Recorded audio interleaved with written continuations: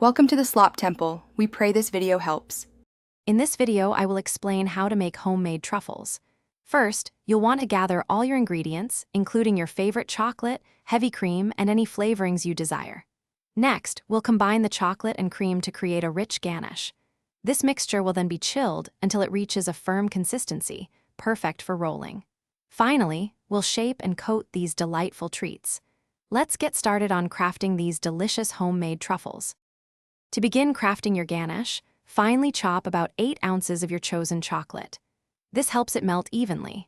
Next, gently heat 1/2 cup of heavy cream in a saucepan until it just begins to simmer, but do not boil it. Pour the hot cream directly over the chopped chocolate in a bowl.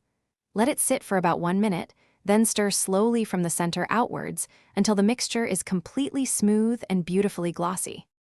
Once your ganache is smooth, cover the bowl with plastic wrap, ensuring it touches the surface to prevent a skin from forming.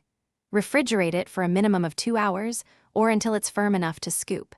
Using a small spoon or a 1 teaspoon scoop, portion out the ganache. Quickly roll each portion between your palms to form a round truffle shape. Remember to work efficiently to keep the ganache from becoming too soft. Now for the fun part, coating and decorating.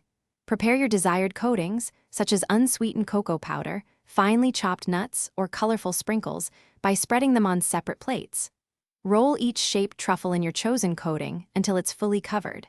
Place the finished truffles on a sheet of parchment paper to allow them to set. Store your homemade truffles in an airtight container in a cool, dry place for optimal freshness and enjoyment.